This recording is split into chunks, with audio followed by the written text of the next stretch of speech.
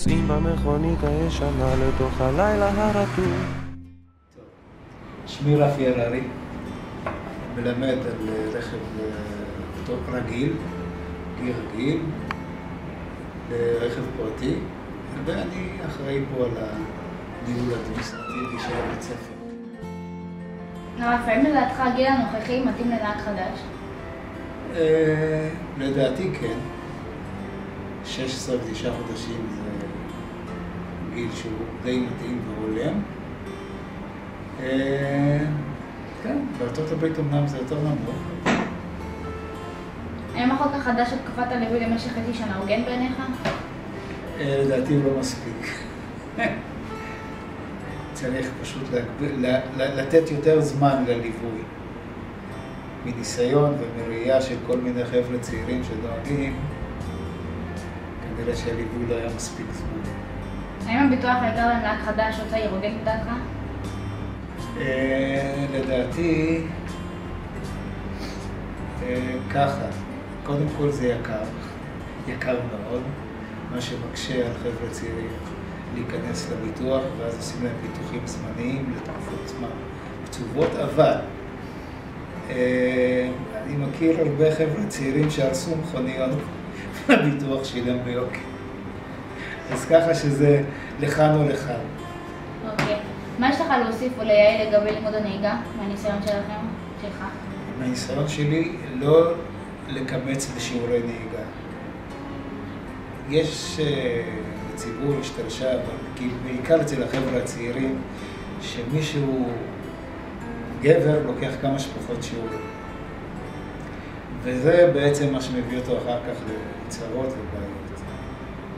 זאת אומרת, הטיפ שאני נותן לחבר'ה, תיגשו לטסט אחרי שאתם מרגישים שאתם נוהגים בטוח. ולא מתפעלים את האוטו, אלא נוהגים בטוח. ויש הבדל בין שני הדברים. איזה טיפים יש לך לתת לנהגים שמתקשים לעבור טסט? להתמיד בלימוד. לא לחשוב, הגשתי אותך לטסט, אז אתה מוכן, ובעצם אני לא צריך יותר ללמוד. אני יודע שזה יקר, אבל החיים הם הרבה יותר יקרים משיעור נהיגה. אוראל עטיה, בת 18, מקריית שמונה, לומדת נהיגה אצל עמיחי ששון. אוראל, איך למדת לתיאוריה, והאם את מימנת את לימוד הנהיגה או שההורים עוזרים לך? למדתי לתיאוריה דרך אתר ואפליקציות, ואני מממנת את הרישיון. ההורים לפעמים עוזרים, אבל אתה יודע, עדיף להיות עצמאי. מה דעתך על העלויות הגבוהות של לימוד הנהיגה? האם זה הוגן? לא, זה לא הוגן. יותר מדי יקר לכולם. מה היית רוצה לשנות בחוק החדש של תקופת הליווי? שיחזירו ל3 חודשים. זה לא הוגן. וזהו, מה? מספיק מחמירים איתנו. כבד ולא רואים ממטר, סע לאט. צבי אומר שגשמים כאלה מזיקים לחקלאות. שמי דוד נבון, אני מנהל את מרכז תקוותנו. המקום נותן שירות גם לנושא הנהיגה, יש פה מבחני תיאוריה, בית ספר לנהיגה. מנסים לשלב את הכל ביחד, שיהיה טוב ללומדים, טוב למלמדים, ושירות לטוב לתושבי קריית שמונה והסביבה. דוד, האם לדעתך הגיל הנוכחי מתאים לנהג חדש? הגיל הנוכחי היום נדמה לי 16 ו8 חודשים, ו9 חודשים. אני הייתי מעלה את זה טיפה, בגלל המצב שקורה היום. אם היינו מעלים את הגיל של תחילת הלימודים, לגיל יותר מאוחר, לגיל 17 לפחות, 18 לפחות, אז אולי אפשר אפילו לוותר על הליווי של חצי שנה. כי היום נותנים לילד יותר צעיר ללמוד נהיגה, ומצמידים ומענישים את ההורים ללוות את הילד חצי שנה. אז אם היום מגדילים, מעלים את גיל הלמידת נהיגה לגיל 18, שהילד כבר קצת יותר שקול מעצמו, ואז היו אפילו מקצרים את הליווי לעניין של חודש, חודש וחצי, ואז הנהג הצעיר היה לוקח לעצמו אחריות אחרת, וכך שגם ההורים היו נהנים מזה, גם הילד היה מקבל אחריות משמעותית יותר לחיים, והיה נזהר יותר. מה יש לך להגיד על העלויות של לימוד הנהיגה? העלויות של לימוד הנהיגה מורכבות מאוד. א', אם אתה יושב מורה לנהיגה, מתחיל להסביר לך את כמה עולה לו שיעור נהיגה, אז אתה רואה שהוא לא מרוויח הרבה. אז תלוי איך אתה מסתכל על זה. התלמיד אומנם משלם סכום שנראה לך לכאורה די יקר, אבל אם אתה רואה את המורה, תושב מול המורה והוא מספר לך על שעת העבודה שלו, ואחר כך הדלק שהוא שורף, והבלאי של האוטו, וההשקעה של האוטו, אז אתה עושה אחד ועוד אחד, אתה רואה שזה לא תמיד משתלם למורה נהיגה. אז כל אחד נגזר מהשני, צריך לחפש איזושהי נוסחה שיכולה לפתור את הבעיה גם למורים וגם לתלמידים. איך עושים את זה? תן לגדולים להחליט. האם הביטוח לנהג חדש הוגן לדעתך? לא. לדעתי חברות הביטוח מנצלים את זה, בגלל שמדובר בנהג חדש. לא יודע מה ההבדל, אני לא ראיתי שהרבה נהגים חדשים מעורבים בתאונות יותר מהנהגים הוותיקים יותר. לכן לדעתי שם באמת זה לא הוגן. שם צריכה, הממשלה לדעתי צריכה לחוקק חוק הגיוני יותר. אולי לגבות איזשהו סכום תוספת על נהג חדש, אבל לא במחירים שמדובר עליהם בצורה מאוד מאוד מוגזמת. לא הגיוני, לא נראה לי שזה צריך, לא נראה לי שזה מכסה משהו כזה, ולהערכתי זה די מאוד מאוד מוגזם. ושוב, כמו שאמרתי בהתחלה, לא ראיתי שנהגים חדשים מעורבים בתאונות יותר מהוותיקים. אדרבה, נהג חדש הוא יותר נזהר, יותר יש לו עוד את כל החוקים של הנהיגה שהוא למד, עדיין יש לו אותם בראש, והוא מפחד על הרישיון שלו בשנה הראשונה לא לעשות עבירות תנועה, כך שלדעתי חברות הביטוח מנצלים את העובדה הזו ודורשים ומבקשים כסף מעל ומעבר. האם לדעתך החוק החדש של תקופת הליווי היא הוגנת? התייחסתי לזה בשאלה הראשונה שלך, אז אמרתי, במצב היום שנותנים להיות צעיר מאוד ללמוד נהיגה, אז הליווי צריך להיות כזה. אפילו חצי שנה, הייתי מעלה את זה אפילו ליותר, בגלל הגיל הצעיר. אבל אם היו דוחים את לימוד הנהיגה לגיל יותר מאוחר, הייתי מבטל אפילו לגמרי את הליווי. ואני חושב כמה חם בבית, ואיזה מסכנים החיילים ששוכבים עכשיו בבור. סע לאט, סע לאט. ברדיו החלפון של הגשש פתאום התחילו חדשות. הלילה ירד ברד כבד אצלי הלך אבישר. צבי אומר שקר לו בראש תסגור איזה חלון. ואני חושב הפועל שוב. קוראים לי יובל גבריאל, אני בת 17 ועכשיו סיימתי את תקופת הליווי היומית שלי. יובל, מה דעתך על העלויות הגבוהות של לימוד הנהיגה? אני חושבת שזה לא הוגן, זה יקר מדי. יש ילדים שלא יכולים לממן את ההוצאות האלה, ובגלל זה ילדים דוחים כל פעם את השיעורי נהיגה ואת הרישיון. את מימנת את לימוד הנהיגה או שההורים עזרו לך? עשיתי חצי עם ההורים. מה היית רוצה לשנות בחוק של תקופת הליווי החדשה? שיורידו את החצי שנה, זה 3 חודשים מספיק. האם הביטוח לנהג חדש הוגן לדעתך? אני חושבת שלא. יש הורים שקשה להם לממן את הביטוח הזה. נגיד אצלי, ההורים שלי כן יכולים להרשות לעצמם לממן לי את הביטוח, אבל אני מכירה ילדים שההורים שלהם לא יכולים לממן להם אותו, ובגלל זה הם לא עושים להם ביטוח, והם לא יכולים לנהוג על הכביש, וכל התקופה של המלווה הם לא משתפשפים על הכביש, ואז מה שקורה, שהם מגיעים לכביש אחרי תקופת הליווי, ולא יודעים פתאום שוכחים איך להיות בכביש. קיצר, זה יקר מדי, באמת זה יקר.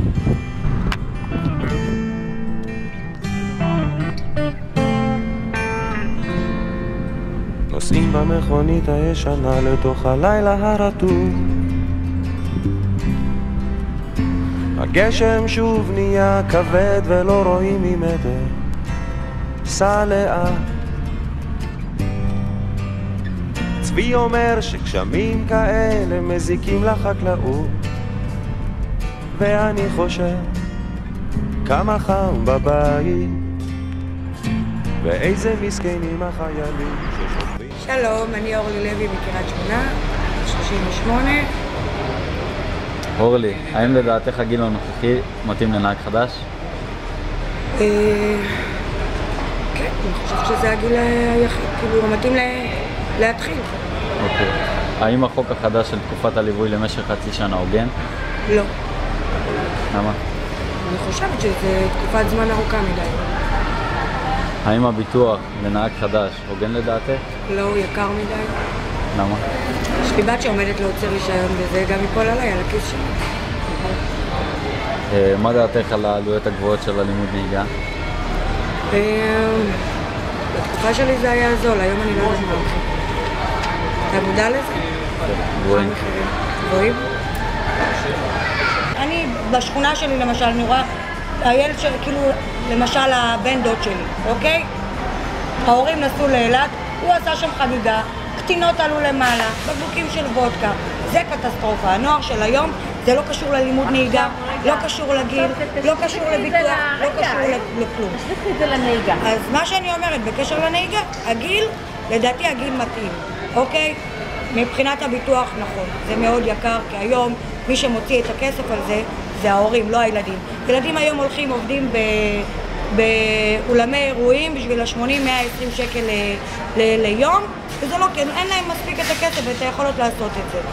יש ילדים שכן מוציאים רישיון על חשבון ההורים, יש כאלה שבאמת עובדים בחופש הגדול כדי להוציא את הרישיון, אבל עוד פעם, כסף של הביטוח מבחינת ההורים הוא מאוד יקר, העלויות, כן, של השיעורי נהיגה מאוד יקר, כי הכל נופל עלינו. הנוער של היום זה הנוער שמתייפייף בבוקר, לא בא לו, כן בא לו, זה כבר לא הנוער של פעם. בגילאים, כאילו, אם אנחנו מדברים על עשור אחורה, הילדים היו קמים לעבוד, הילדים היו עוזרים להורים, הילדים היו עושים הכל בעצמם. אני הוצאתי את הרישיון שלי לבד, עשיתי את הכל לבד. שום דבר בעזרת ההורים. אבל אם כבר מדברים כאילו על נהיגה, מבחינת הנוער של היום, הכל נופל על ההורים, והסכנה הברורה והמיידית, בדיוק כמו בסרט, הנוער של היום דפוק, נקודה. אין לכם גבולות, אין לכם ערכים. אני מתנצלת שאני אומרת את זה, אל תיפגע ממני, אבל יש לי ילדים בגיל הזה, אתה מבין? הבנות שלי, הכל גם תלוי, זה גם בחינוך של הבית, גם בחברה שמסתובבים איתם בחוץ. החברה של היום, הבנות של היום, זה קטסטרופה. שלום, קוראים לי חני, אני בת 43, אני אם לשניים, ויש לי ילד שלומד נהיגה. מה אתם רוצים לדעת? חני, מה דעתך על העלויות הגבוהות של הלימוד נהיגה? אני חושבת שהעלויות הן מאוד מאוד גבוהות. אני חושבת שהשיעורים הם מאוד קצרים, והפר שיעור, התשלום הוא מאוד יקר. בתקופה שלי אנחנו למדנו 13 שיעורים, וניגשנו לתיאוריה, לטסט, וציינו צ'יק-צ'ק רישיון. ועכשיו יש כאילו הגבלה, אתה צריך כמות מסוימת, הסכום הוא מאוד גבוה, כל העלויות נופלות על ההורים. היום הילדים לא יוצאים לעבוד כמו שאנחנו היינו יוצאים כשהיינו צעירים, והיינו עוזרים בתשלומים. היום הכל נופל עלינו, ואני חושבת שזה מאוד מאוד קשה עם כל המצב הכלכלי. את מממנת לילד שלך את הלימודים? כן, אני מממנת את הילד שלי, את הלימודי נהיגה, ועם כל המצב הכלכלי הקשה שיש עכשיו, ללמוד נהיגה, זה איך אומרים? זה מותרות. ואחרי שהוא יעבור את הטסט, את חושבת שהחוק החדש של התקופת ליווי נכון? אני חושבת שהוא יותר מדי ארוך, כי עוד פעם, זה נופל עלינו, ההורים. אנחנו צריכים להתלוות אליו לכל מקום, כל מקום שהוא יצטרך ללכת, אנחנו צריכים להיות איתו, שזה גם יגביל אותנו. שאנחנו כל דבר, ואתה קשה להגיד לילד שלך לא. הוא רוצה ללכת לחבר, לא תקפיד, לא תלך איתו. הוא רוצה ללכת למסיבה, לא תלך איתו. הוא רוצה ללכת לחברים, אתה חייב, אתה לא יכול להגיד לו לא. אחרי שהוא הוציא רישיון, פתאום תגיד לו לא, אני לא בא. אז זה לוקח ממני או מאבא שלו את הזמן. אני צריכה לקום ולעזוב הכל כדי לרצות אותו באיזשהו מקום. וחצי שנה זה המון, המון המון פעם. בתקופה שלי בכלל לא היה הורה מלווה, לא היה דבר כזה. קיבלנו רישיון וזהו. ולא מפחיד אותך הסכנות שיש היום בכבישים? בטח שמפחיד אותי, תמיד יהיו סכנות. תמיד יהיו סכנות, ברור. גם בתקופה שלי היו סכנות, תמיד יהיו סכנות. המקום הכי מסוכן זה הכביש. אבל אם אתה לומד, ואם אתה זהיר, ואם אתה ילד טוב וממושמע ולא עושה דאווינים ונוהג כמו שצריך, אז אני חושבת שאפשר למנוע את הסכנות האלה. והביטוח לנהג חדש, מבין לדעתך? ממש לא. אני לא חושבת שצריך בכלל להוסיף ביטוח. אולי סכום מזערי, אבל מה ההבדל עם עוד נהג אחד נוסף לביטוח? מה ההבדל? אני לא רואה שום הבדל בזה, אני לא רואה, זה גזל, פשוט גזל בעיניי. טוב, תודה. בקיצור, כל הקטע של הנהיגה נופל על ההורים. נהג מוגדר נהג חדש בשנתיים הראשונות לאחר קבלת רישיון הנהיגה. נהג חדש צעיר הוא נהג חדש שטרם מלאו לו 24 שנים. גם בעלי רישיון לאופנוע, טרקטור או מכונה ניידת, המוציאים רישיון נהיגה לרכב פרטי או רכב מסע, יחשבו נהגים חדשים לאחר קבלת הרישיון החדש. במהלך התקופה בה מוגדר הנהג כנהג חדש צעיר, חלות עליו תקנות מיוחדות, כגון חובת נוכחות של נהג מלווה, והגבלה על מספר הנוסעים שבאפשרותו לעשייה. נהג חדש שגילו 24 שנים או יותר, פטור מליווי. סע לאט, סע לאט. ברדיו החלפון של הגשש פתאום התחילו חדשות. הלילה ירד ברד כבד, אצלי הלך אבישר. צבי אומר שקר לו בראש לסגור איזה חלון, ואני חושב הפועל שוב